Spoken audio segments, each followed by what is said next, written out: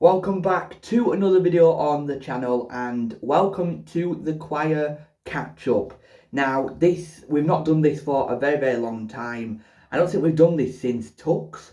Since tuks were over in July and it's now September.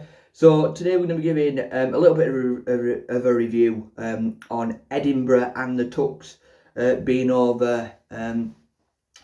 And also what's coming up for the next academic choir year, as we're now in the 22-23 season, if I've got that right, of choir stuff. And I do get a little bit of inside information from intermediate choir, as my sister's in intermediates as well.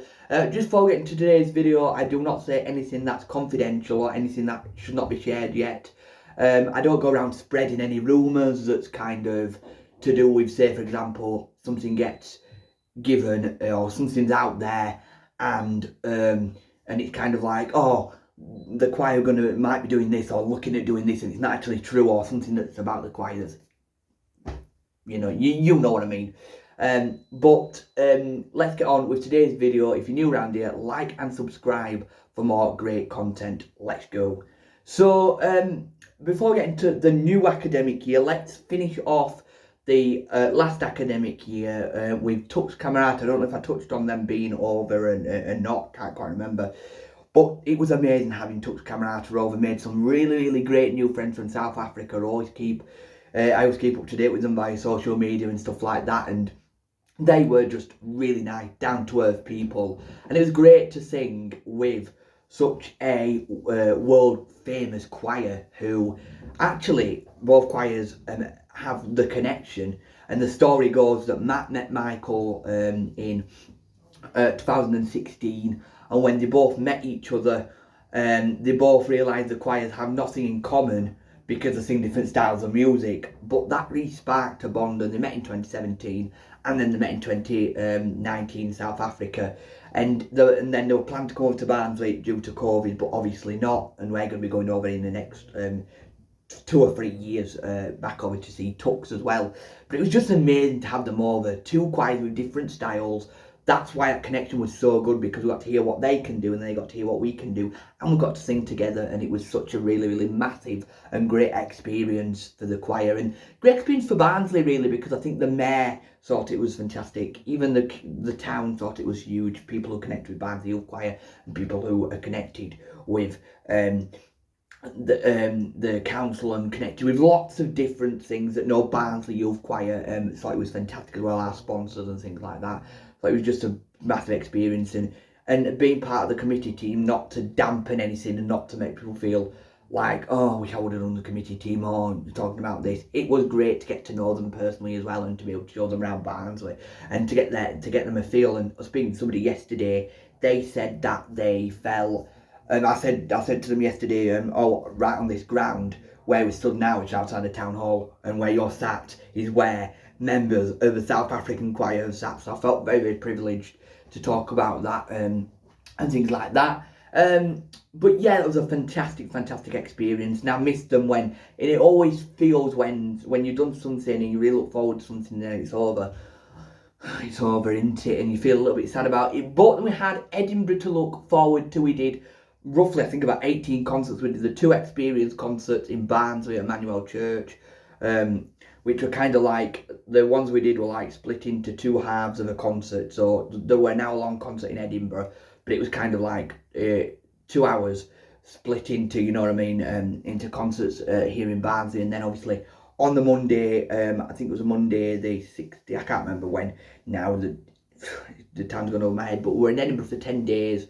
And it was such a really great experience. I came home absolutely shattered, and I went on holiday and just felt drained for the first few days of my holiday with all Edinburgh. But for me, it was a really great experience. Something that, I'll hold in my heart forever, with some of the best people. And actually, I saw a lot from the tenors and basses that showed that they have this kind of, I learned a lot from tenors and basses, that kind of a lot of people came out of the shell, and I got to know a lot more of them. So it was a really fantastic experience being able to sing on a world famous stage in a world class venue of Greyfriars Kirk, and people that, when you try to sell it to people and you kind of say, people come and think choir, they're pretty average, But then when you listen to them and you watch them and you just like come away thinking, wow, that is not what I expected today.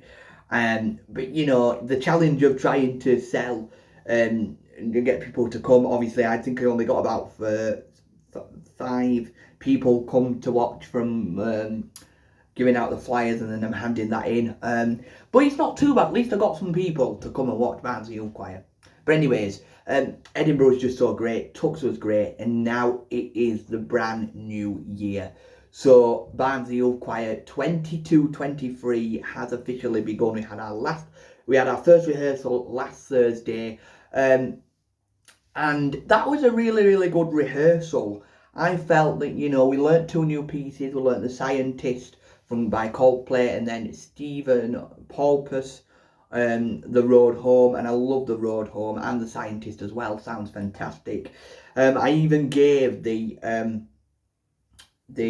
Scientist, I'm trying to think now, The Scientist solo a go. Matt had picked somebody to do it kind of already, but I said to Matt that I'd give it a go anyway, and I have given it a go as well.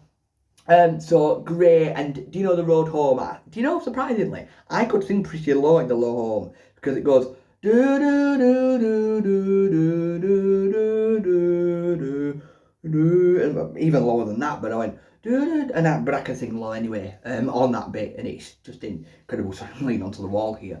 But yeah, that's something that I was surprised about, really. But what's coming up for this academic year then?